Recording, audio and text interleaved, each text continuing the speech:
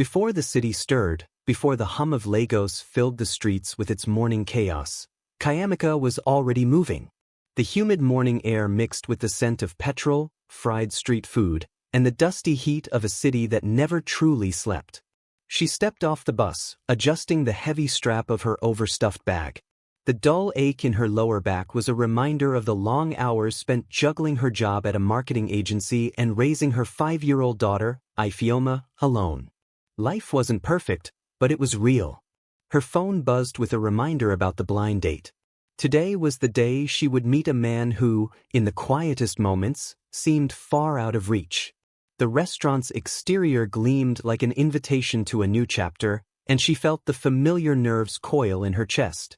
Maybe tonight, something might change. She pushed the door open, and the cool air hit her face. The soft hum of jazz music filled the air, but Kayamika's stomach twisted in knots. The waiter guided her to a table where a lone figure sat. And that's when it happened. She looked at the man across from her. His smile was stiff, polite but lacked the warmth she'd imagined. The man she had spent weeks conversing with online, the man who made her feel seen, wasn't here. Instead, a stranger sat across from her. The confusion hit her like a brick. The words barely escaped her lips. "I think I'm at the wrong table," she said, the sense of being utterly out of place weighing down on her.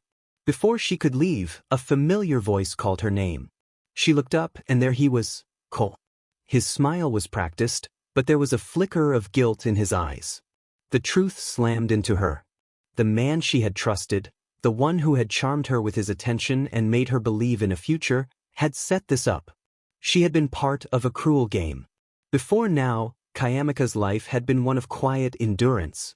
She had been raised in a modest Lagos home by her mother, Ngozi, a hard-working seamstress whose hands were always busy with her craft.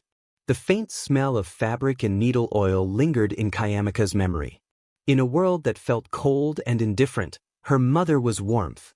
From a young age, Kayamika had learned the meaning of sacrifice.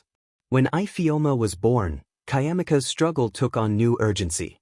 Life became a balancing act of survival. Her days were spent working multiple jobs, her nights consumed with worry. The roof of their home always seemed to leak, and often, they went without running water. There were nights when there was barely enough food to feed Ifeoma, but Kayamika made sure her daughter never felt the weight of their poverty. The small porcelain angel on their living room table, a cheap trinket purchased on a rainy afternoon after she had been laid off from a call center, had become her symbol of resilience.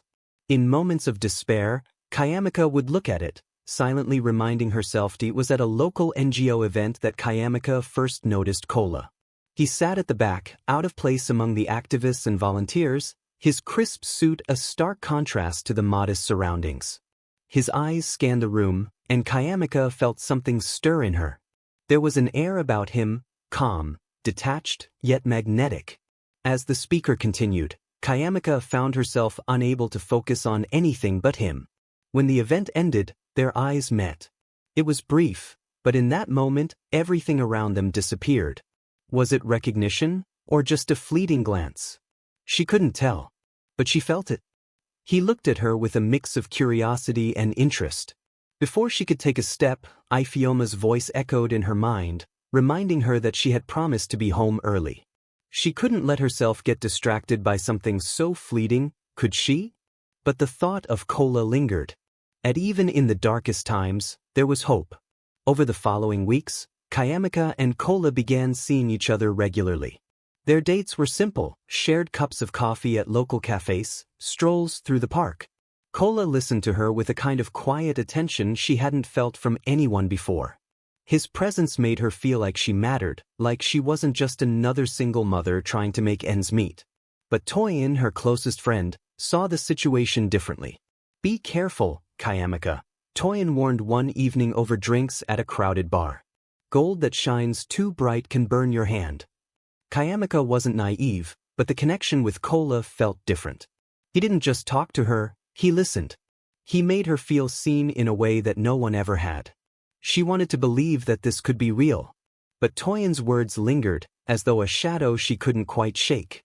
"Sometimes," Toyin added, her tone softened by experience, The ones who shine the brightest are the ones who blind you the most.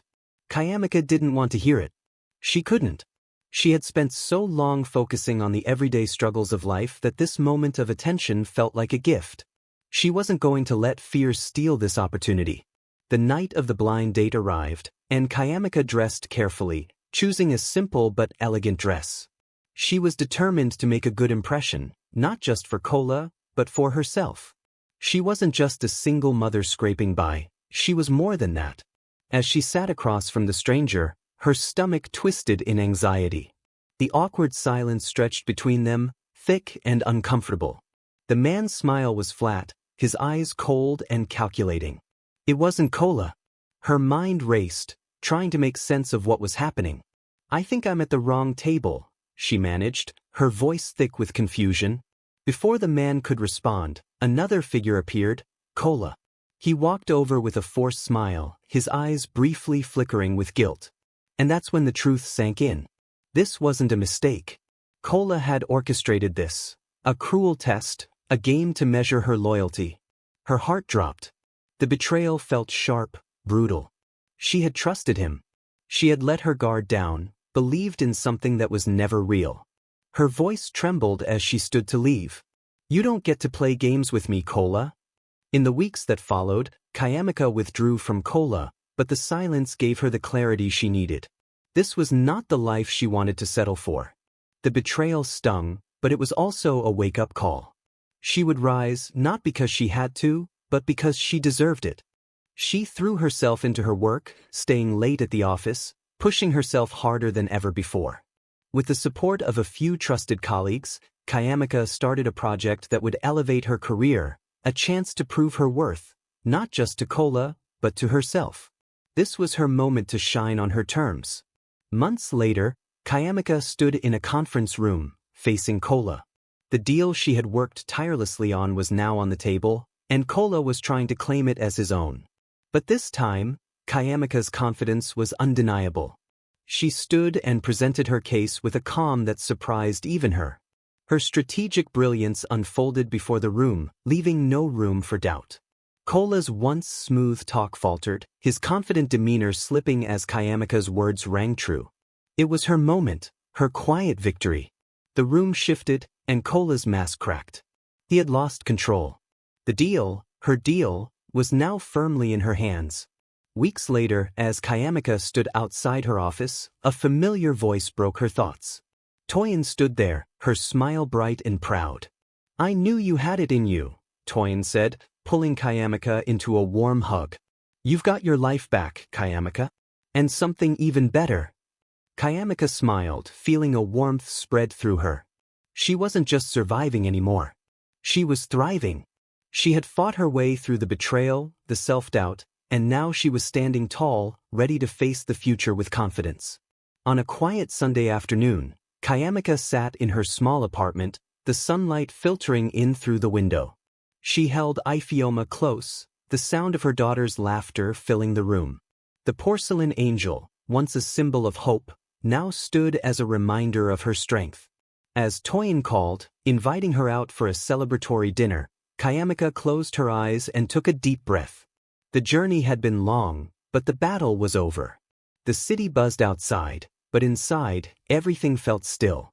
She was ready to embrace the future, her heart whole once again. With a soft smile, Kayamika whispered, "The best is yet to come."